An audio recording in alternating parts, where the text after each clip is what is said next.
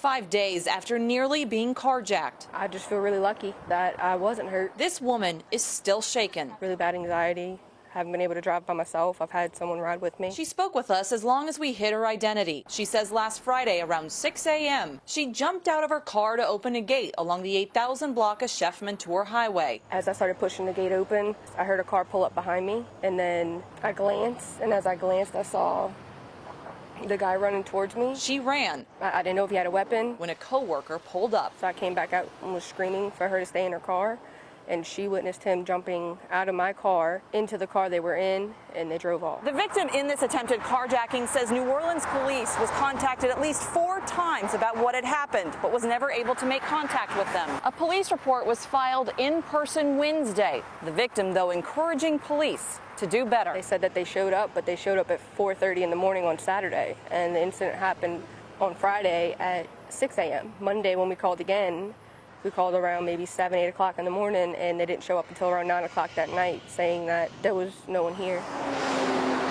Respond to the calls, because even the minor situation could turn into something way bigger. She's since taken it day by day. I felt forgotten. I felt like it was swept under the rug.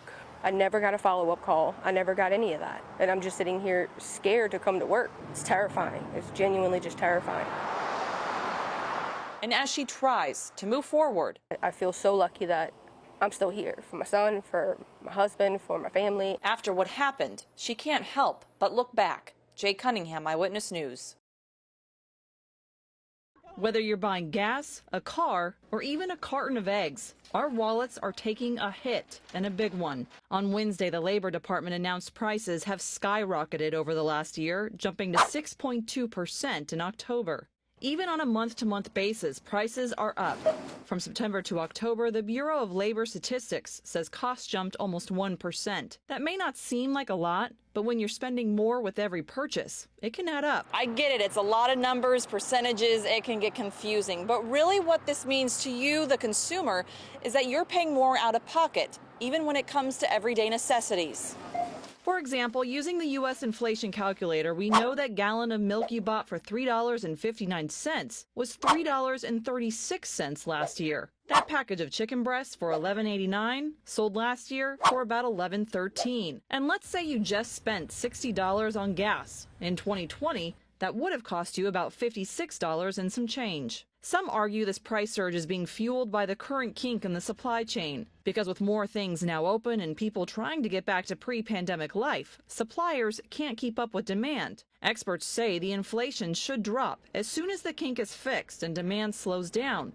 Though as of now, they don't know how long that will take. With holidays coming up, the surge in pricing is the last thing you probably want to hear. And until prices drop, know the next time you buy something, it'll cost you. Jade Cunningham, Eyewitness News.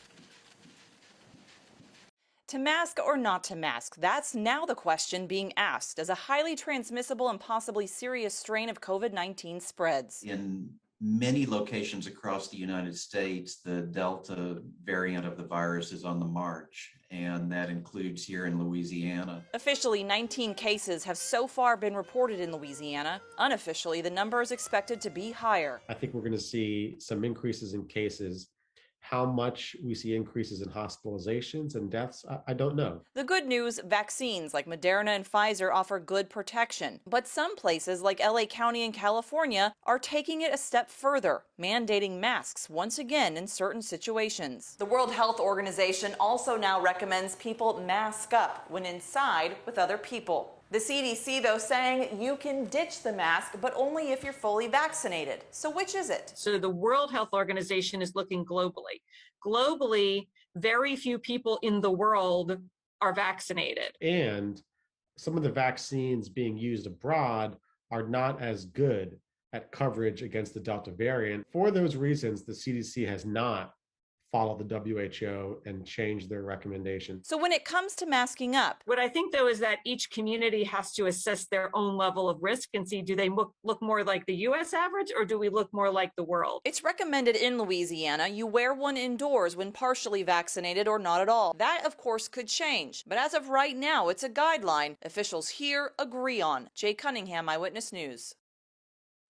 Every day I replay in my mind, what happened, what didn't I see. Cameron Calamari was a fun and spirited 18-year-old who loved cheerleading. I was like #1 fan in the front. All my videos, all you hear is woo, because it's kind of distracting, but I can't help it. Aside from a smile that always lit up the room, A very loving, caring kind of person. his mom Angie says his passion was helping others. He was your shoulder to cry on. If he knew if somebody had something going on, it's like he just automatically went into, cam mode. But on September 11th, He was at home and he had a friend over and just said he didn't look right. that all was taken away. We went in there and I think it was already probably too late at that moment. His brain wasn't getting the oxygen it needed after a possible heart attack. EMTs got a pulse, rushed him to the hospital, but he died. You don't ever think that anything could really happen. He's a young, healthy person, without any issues. When we got to the hospital, they said, well, if there's any swelling, in the brain, then that's irreversible and we can't, we can't do anything after that, and that did happen. Cameron's death hit family and friends very hard, but about a week or so later, his mom received a letter from a Baton Rouge eye clinic that gave her something to smile about. Said that they were able to use his corneas for transplant so that someone that was visually impaired could be able to see again. Soon after, another letter from the Louisiana Organ Procurement Agency. His right kidney was a female in her 20s, and the left kidney and pancreas went to a male in their 40s. Cameron was an organ donor, which his parents honored to keep his passion of helping others alive. That's probably the one piece that gives me, just that little bit of calmness in my heart that I know, it'll be okay. I'm not okay, obviously, as a mother, but it just gives you that little bit of peace. At least 60 people have so far received one of Cameron's gifts. It's beautiful. I'm elated. I'm so joyful to know that he was able to do that. Which for his mom is priceless. It's an immeasurable amount of pride, of love. For Angie, the days following Cameron's death have been her darkest. But knowing he's out there, giving hope to others, I think it's the most selfless gift anyone can give. Gives her hope his memory will live on. Jade Cunningham, Eyewitness News. The band room at Marrero Middle School is quiet these days. Yeah, I hope the instruments could be replaced. The door is locked, and to band director Jeremy Williams, the silence is deafening. I mean, the kids here, they just want to play their music. They just want to play their instrument. It's really that simple. But they can't. I was sad, kind of, because all the instruments are gone. And it's all because of Hurricane Ida. The school itself took on some damage. They got some cosmetic things. They got some things internal as well, where some water and then some wind damage, of course. The biggest damage seems to be where the band room was. Water got into the room, and with the excessive heat and no power for days, It's like the perfect recipe to destroy pretty much any instrument. the majority of what's behind those doors is now damaged. You can smell the mildew. Right, absolutely. Right now, we're estimating at least 90% of the inventory, which, to throw out a number, you're probably talking about anywhere between 90 to 100 different types of instruments. Band members now meet in a classroom learning musical theory. For 8th grader Jalen Wilson, it's not the same. When I play my instrument, my head is clear. Like, I just focus on playing my instrument. It's not as fun as it was when we had the instruments. Williams gets it. Like when you play a musical instrument, that becomes your voice. But when you no longer have your instrument, you no longer have the voice. Which is why he's been trying to figure out how to get instruments back in his students' hands. But cost and resources are making it difficult. You know, what do you do when you come back and you see this? There's no time to think about that. You just act. Still, he's hopeful the silence will end, and students will one day be able to fill the campus with music once again. Jay Cunningham, Eyewitness News.